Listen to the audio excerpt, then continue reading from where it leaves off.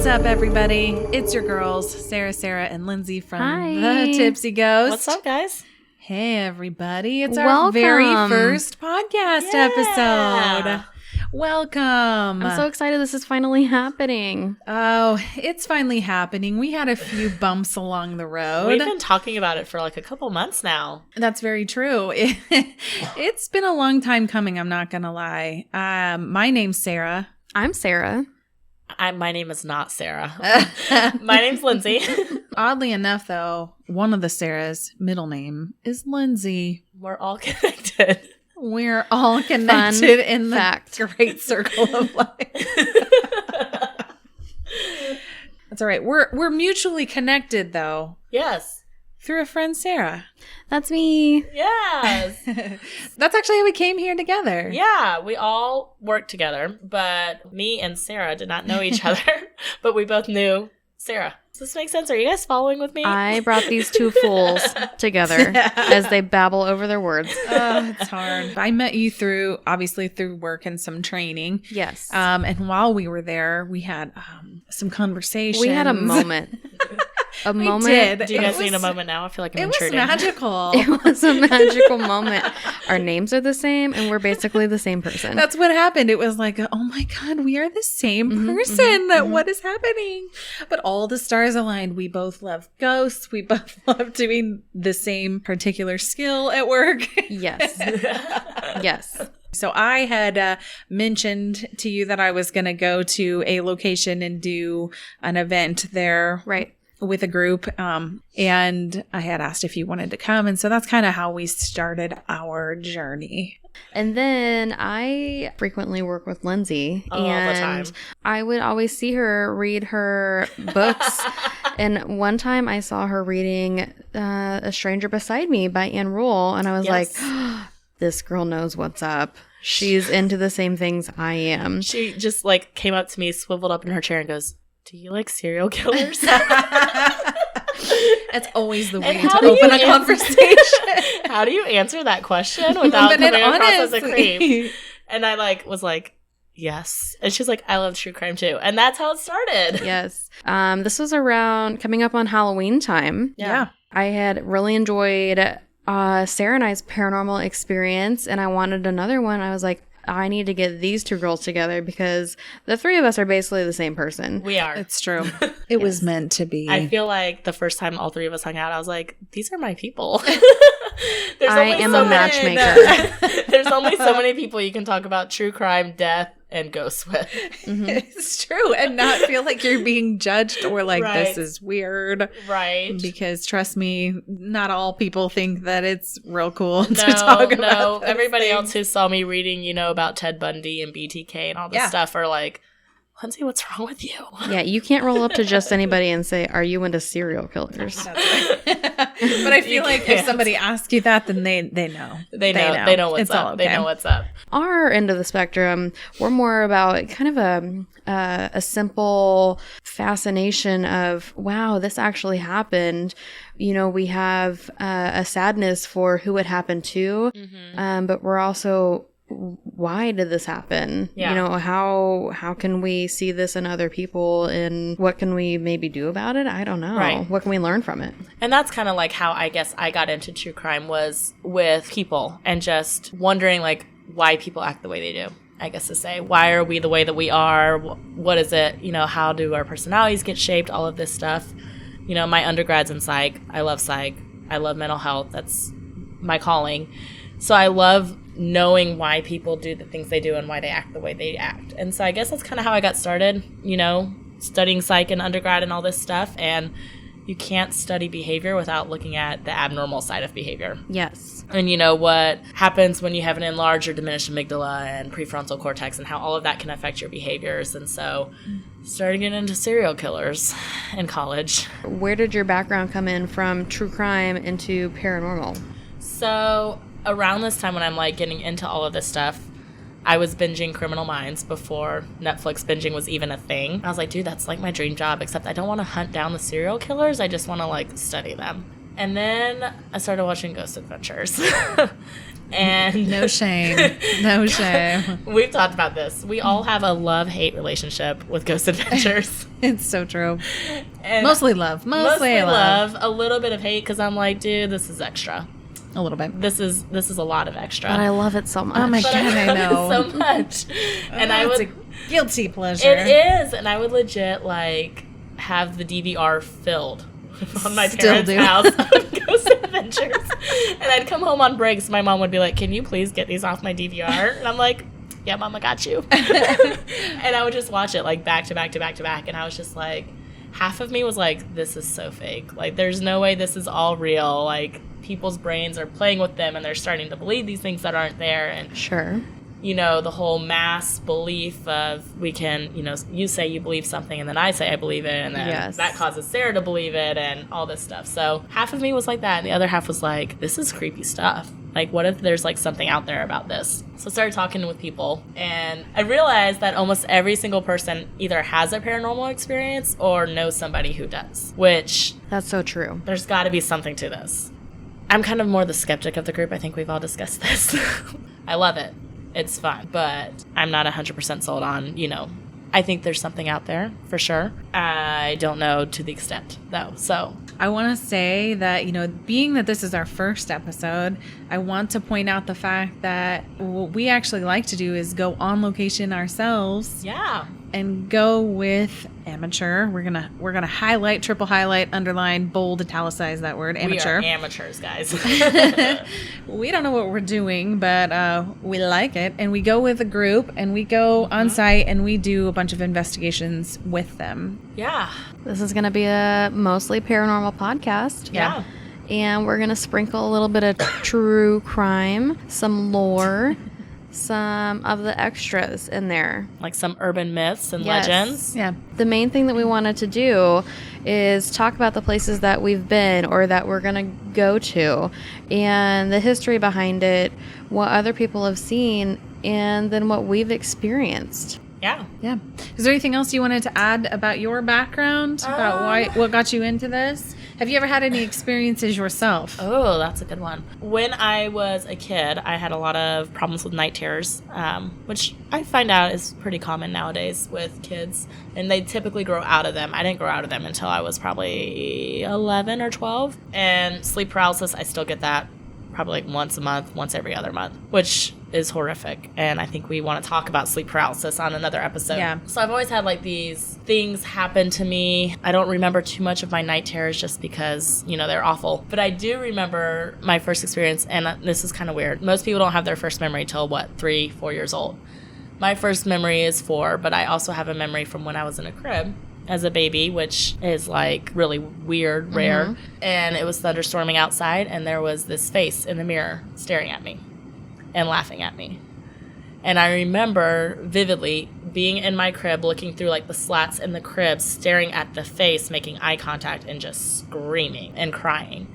And I remember my mom coming in, and that's all I remember. But I had these horrific night terrors my entire childhood, and I would see that face repeatedly throughout night terrors. Even though I can't remember most of them, I remember that face I was about to ask it. So you saw that exact same face again? multiple times. Oh, Yeah. So, like, remember seeing it throughout my childhood when I'm definitely old enough to have memories at that point. Same face. Never changed over the years. Stopped getting the night terrors when I was about 12 or so, and haven't seen the face since. Have you guys ever seen, I don't know if you guys have seen the movie Insidious? Insidious. I cannot say words, guys. You guys are going to realize that really quickly.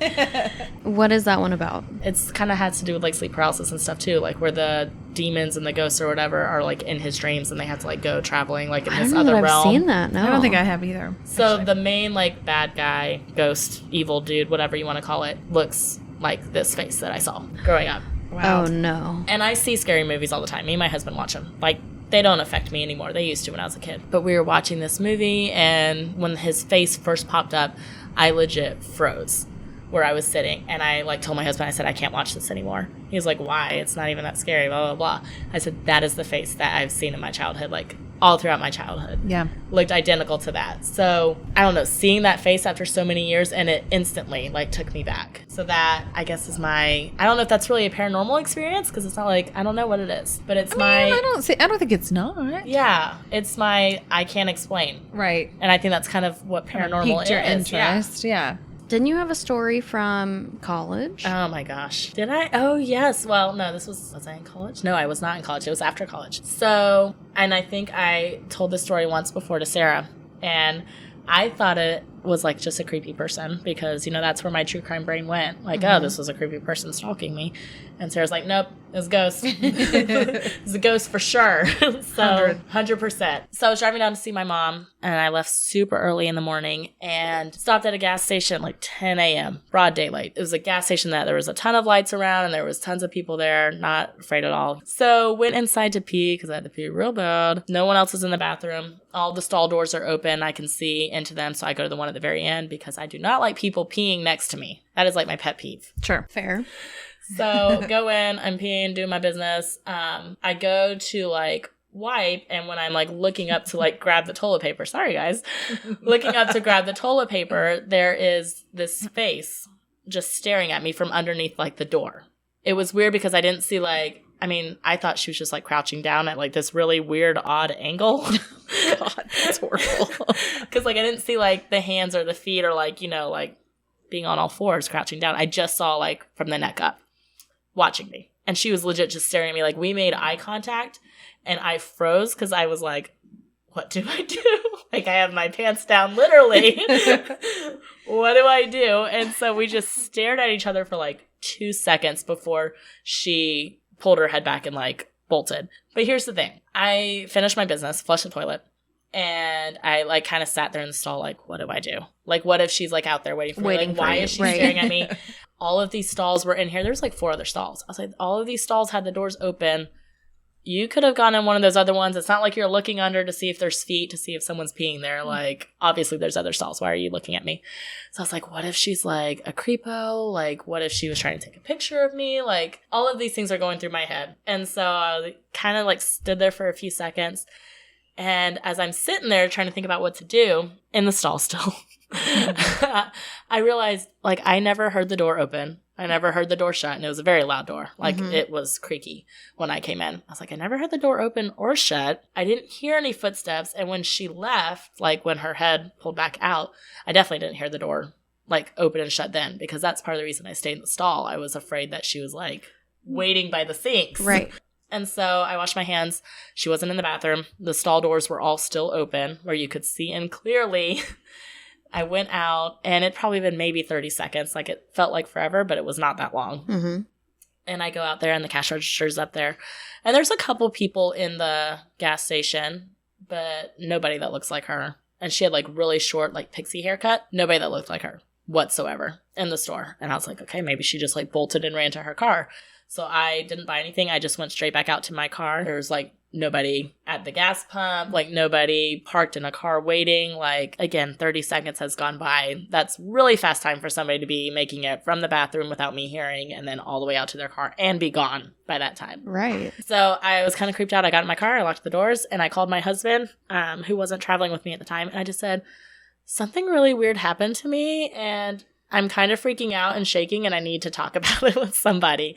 So I told him everything, and he's like, don't get out of the car again. Like, don't stop. Just don't drink anything. Don't pee. But that's always been something that, again, I can't explain, because it's just very weird. And I always thought it was just somebody being a creep. Yeah. Hashtag being a creep potty peeker at 10:30 in the morning. Damn her. Hashtag it's a ghost. At a gas station? At a gas station. In the middle of the day. I mean, just goes to show, we talk about this in future episodes, but we do say a lot. We try to rationalize everything. Oh, yeah. I think in the moment when you have these things happen, you're just like, nope, didn't happen, couldn't have happened, that was not it. And then later you're like, but there was no way. There's no way that could have happened. So, yeah, that's, I guess, I can't explain these. I don't know. I would just accept it as that's pretty paranormal and go on. This happened to you. Congratulations. I don't feel like I should be congratulated. All right, somebody else tell me your story. I'll go. Okay. In one particular house, I got up in the middle of the night to go to the bathroom, and just as I opened my bedroom door, I just saw kind of a dark mist, kind of. Oh, crap. Right. Go across the hallway and down the stairs, and I just shut the door really quick. But my most prominent paranormal experience is whenever I was sleeping at a house in Florida. I was sound asleep in a very safe, comfortable space. I didn't feel anything in that house. It was a fine area. And I woke up in the middle of the night, and to the left of my bed, just clear as day, there was a lady, a bright white lady, like a ghostly figure in a white lace dress with a lace collar all the way up to her chin. Oh, man. Dang. Jeez. Victorian-esque. Yeah, no, exactly. Yeah. With a Victorian hairdo. And I just kind of stared at her for what felt like, I don't know, 10 seconds. She didn't seem upset or angry. She was just looking at me, and I was just looking at her. Gosh, you guys made eye contact? Yeah. Jeez. And then she just slowly just disappeared. Like while you were staring at her. Yes. Wow. And I was probably... Oh, gosh. I don't like this. I want to say I was maybe 8. And it's strange because I don't know if this correlates with anything, but I was recently talking to my mom about paranormal experiences, and she said that right after I was born, one of my grandmas passed away right before I was born. And right after I was born, I was still in a bassinet, and my mom woke up in the middle of the night and saw this grandma at the foot of her bed. And it was kind of the same thing, you know, she was there for about a few seconds, and they just looked at each other, and then she slowly faded away. So I just think it's strange that my mom and I both had that same experience. That's essentially my background in the paranormal. Sarah, you are the most sensitive, I feel like, out of all of us. Absolutely. I know you are. that. She is. Yes. Yeah. I don't really know why that is. And let me just lay it out there that I say this later on, but I do not claim to be like a medium of any sort. No. I do not speak to spirits. That is not it. That's not it. Truly, all it is, hey, this feels weird. I feel a vibe. I don't like the way that things are going on. And then usually if I feel like that, then something will happen. Either a noise or a voice or something after that will happen. So that's kind of happened. Now that I'm kind of more in tune to what I'm feeling, I'm able to link the two of those together. Sure. Really growing up, I can't recall any experiences per se. I will say that I would go over and have slumber parties with my friends who, by the way, I'm still really good friends with. And if they're listening, they're going to die when I tell this story. But I would go over to my friend Debbie's house, and we would always play these games at her house. And she just loved to scare the shit out of me. Always, because I was so gullible at the time. My kind of girl. Yes. And her favorite was the Bloody Mary. Yeah. Yes. So that's really, I think, kind of where all this terrifying experience started. This is going to sound crazy, but bear with me. I freaking loved the movie The Craft, and I am not into that crazy stuff, but that movie was just really fascinating to me. I think all girls my age at the time were like super into it. I'm a little older than these girls are in here. Stop it. I remember The Craft. But for real, okay, the first experience really that I can have, and truthfully, I didn't have a ton, but I can remember a few. One of them was that my college roommate and I had the same dream, both of us, multiple times, and it was that of an old lady in our dorm room, in a rocking chair, doing nothing, just in our room. We would have the same dreams repeatedly, which is kind of bizarre. Yeah. Then one day we came back from class that we had together. We walked into the room, and it looked like somebody had thrown a cup of coffee or some brown liquid up against the window, and there was just fresh liquid just dripping down all over the window. So that was kind of bizarre. Yeah. On the inside or outside? It was on the inside. So it looked like somebody had taken it and thrown it against the blinds. This dorm room is like 100 years old. We went to, this campus is old. This dorm is the oldest one on there. Right. It was really hard to even get in and out of there. But it was just us, and we were just gone for the morning class there and came back, and then that had happened. And then another time we actually got locked inside of that same dorm room the both of us, we were trying to leave to go to class, and the handle just would not budge. So we were in there just moving around trying to get out, because that's pretty scary. Right. You're stuck inside of a dorm room. And then all of a sudden it just gave away and we were good to go. So those kind of just were weird, just different experiences. Again, I'm like you, are they paranormal? Don't know, but were they kind of bizarre? Totally. Sure. And then I had a couple of experiences after my grandmother passed away, actually here in this house. And I don't think it has anything to do with this house. I think it has more to do just with her and her passing. But one time I did hear, I was getting ready to go to bed at night. Everybody was asleep and I heard some books fall off the shelf. So I go down, I look in the room upstairs, pointing up right above us here. I look, and there were, in fact, some books that had fallen off the shelf. But, you again, try to rationalize them. Maybe they just weren't on there that great. I don't know. Right. So I go upstairs, and there was a screen that had been on the bottom step, and that had fallen off just as soon as I got to the top of the stairs.